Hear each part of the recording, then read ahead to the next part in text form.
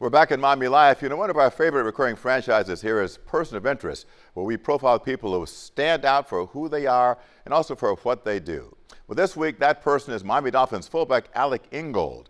When he's not on the field, he is dedicating his time to help kids who need a boost. From his summer football camp in Wisconsin through his foundation and a new initiative called Gifts in Gold. And for Alec Ingold, this mission is quite personal.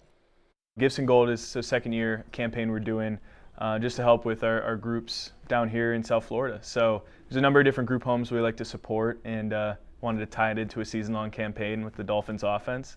Tie it into every 300 yards we score, we're able to gift a kickstart kit is what we call them. So shoes, essential supplies, stuff that just helps kids be kids and kind of take the stresses of what they're dealing with off their shoulders a little bit, and we'll give them all to them in December during the holidays. So it's a fun way to pair everything together. Cool. Gifts Ingold. That's the. I wish I could have came up with that myself. You know, we use AI. You know, you figured it out, but it's all good. And it's to help foster kids. Yeah. Youth and foster care. I was adopted myself, and the struggles that some of these kids have to go to.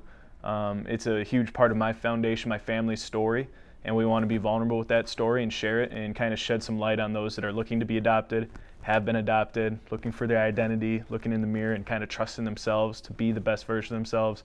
So any little way we can help these kids out, man, I'm all about it. If they got a new pair of shoes from our Kickstart Kicks, maybe they get to open up about how they love Air Jordans and what their favorite NBA team is, and they just get to be kids again. Like that's a huge focus here in finding some normalcy while also building those relationships and those conversations that can help jumpstart whatever may be needed. You were adopted at birth, so you had family structure from the get-go. 100%. But yet you still had something, a voice inside of you wondering who you are and where were your birth parents? I definitely had that family structure of support, and we could listen and talk, but at the end of the day, I didn't look like my parents. You know, I'm mixed race and was raised by a couple of amazing human beings that are still married today up in Green Bay, Wisconsin. I always looked different. I was taller than them by second grade. You know, and just those visual things kind of stuck with me for quite a while. So I can't relate to those that have been in foster care and have moved every 8 weeks for the past 10 years and haven't had that family structure, the quote-unquote normal. But I can relate to them in the fact of identity and the visual aspect of kind of feeling isolated or on your own journey or on your own path, and trying to remove those barriers and build bridges through different campaigns and initiatives like this. I think that's what it's all about. Community and communication can help build those bridges together. Did you ever meet your birth parents? I met my birth mom in third grade. And the wildest thing, like I don't really remember too much from it. Like I don't know if it was just can't put a face to the name or what. I knew it was a big deal at the time. It was very cool to see, and I'm glad that it was so cordial, right? Like my parents opened up their door to the woman that gave birth to me, and we were able to sit down and talk and figure out what's been going on in the last 8, 9, 10 years of our lives. And I think it was really cool to see that our adoption story was how it was supposed to be. Why do you think it's important that you use your platform to get this message out, Alec?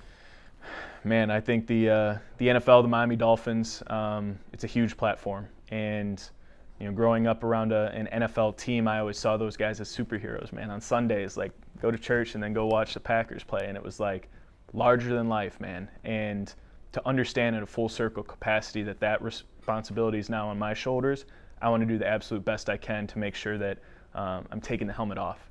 You don't just see the number 30 in the Dolphins logo. You see the humans behind the face mask. You see the people that are working in the process that we put into week by week. It's not just Sundays. It's Monday through Saturday as well.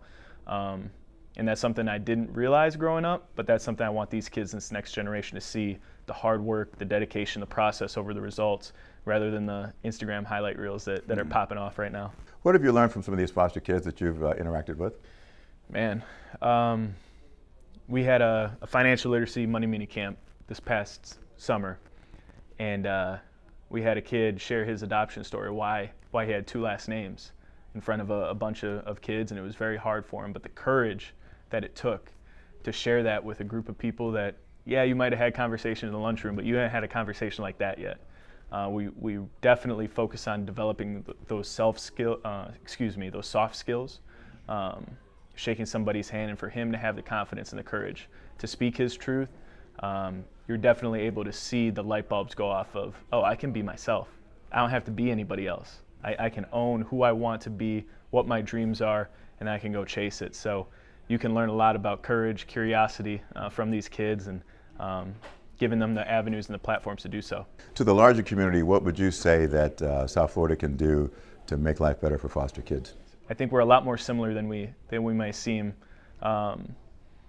Everyone has unique family backgrounds. You might not know your next door neighbor also has an adoption story, your aunt or your uncle or some form of kinship, and just opening up your heart and having real conversations with people, leading with that love and positive intent. I think being able to have those conversations can allow for people that may be struggling with family dynamics to find adoption is an option, and share more love in this world. And to Pat and Chris Ingold, who plucked you out of space and said, you are now ours, what do you say to them even today? Man, I thank them. They've given everything I could ever ask for, and it's cool. You know, when I got older, I had that conversation, like, thank you for giving me everything I could have wanted, the foundation to grow up in. And they were both teary-eyed, and they're like, thank you for giving us everything we could have ever asked for. I think that's what family's all about, giving without the intent to receive, unconditional love. And that was definitely our upbringing, our story, and we're on a mission to make sure that happens in South Florida. That says it all. Alec Ingold, you're doing great work. Keep it up. And you can make a difference in the lives of these kids also. To learn how you can contribute, go to giftsingold.givesmart.com. All right, still to come, what happens when some of the extraordinary seabirds that call Miami home get hurt? We visit a special place that treats these creatures so they can spread their wings and fly again.